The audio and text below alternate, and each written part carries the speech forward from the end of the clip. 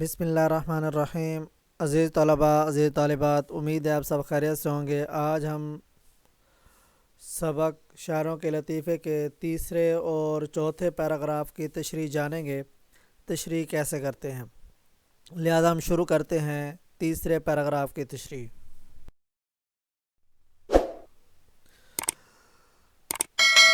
Paragraph ہے ہمارے سامنے۔ ایک دن انشاءاللہ خاں انشاء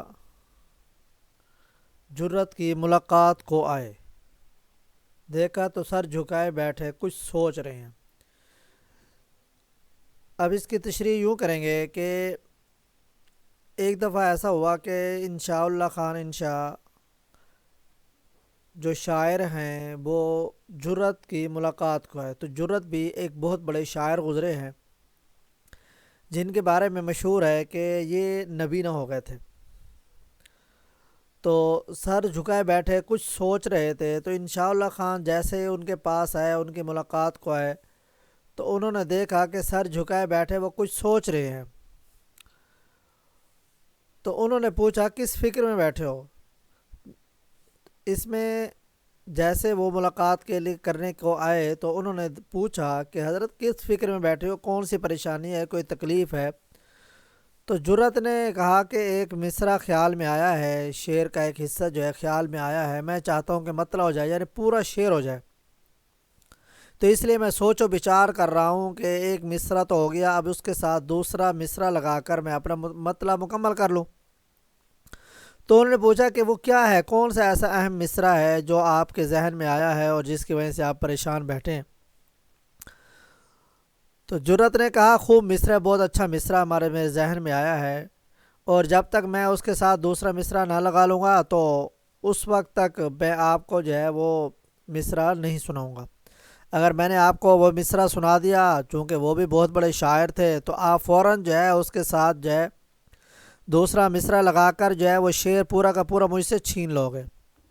تو صاحبزادہ سید ایک جذبہ، ایک تڑپ جو ہے وہ خیال میں آیا کہ کون سا ایسا اہم مصرع ہے جو وہ بتا بھی نہیں رہے۔ انہوں نے بار بار کہا، تو جب انہوں نے بار بار اصرار کیا تو آخرکار جرت نے مصرع وہ پڑھ دیا، اور زلف پھبتی شب دجور کی سوچی، زلف سیاہ بال پھبتی اچھی لگنا، خوبصورت لگنا، شب دجور رات کی تاریکی میں سوجنا نظر آنا۔ تو اب انہوں نے جب یہ مصرع پڑھا تو سید انشاءاللہ خان شاہ جو ہے ویسے بھی وہ بہت بڑے شاعر تھے اور فی البدیہہ شعر کہنے والے تھے، تو انہوں نے فوراً ہی کہہ دیا اندھے کو اندھیرے میں بہت دور کی سوچی۔ تو جرات ہنس پڑے اور اپنی لکڑی اٹھا کر مارنے کو دوڑے۔ انہوں نے اصل میں ان پر طنز کر دیا کہ دیکھو، ایک آپ تو اندھے ہیں، آپ کو نظر نہیں آتا، پھر سوچ دیکھو کہ رات کی تاریکی ہو، سیاہ زلفیں ہوں اور کتنی خوبصورت لگیں گی۔ تو انہوں نے اس پر جب طنز کیا تو صاحب ظاہر ہے ان کو غصہ آیا، تو وہ ان کے پیچھے جو ہے وہ بھاگتے رہے اور ٹٹولتے رہے۔ صاحب ظاہر ہے نظر تو آتا نہیں تھا، تو وہ ٹٹولتے رہے کہ کہاں پر وہ مجھے ملیں گے۔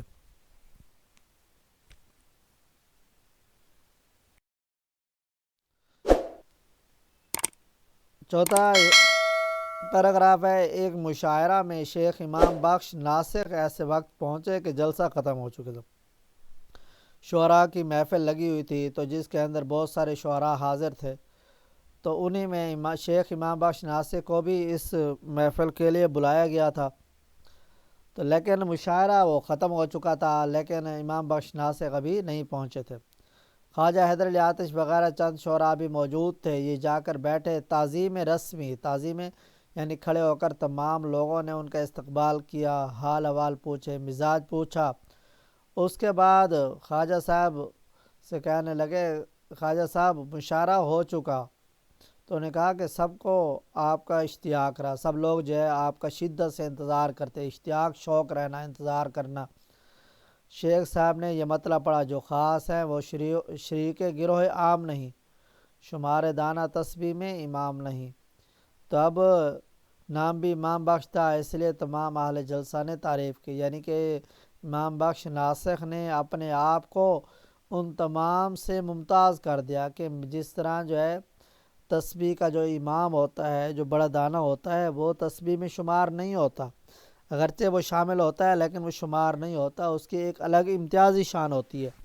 تو یہی کیفیت امام بخش ناسخ نے اپنے بارے میں بھی بتا دی۔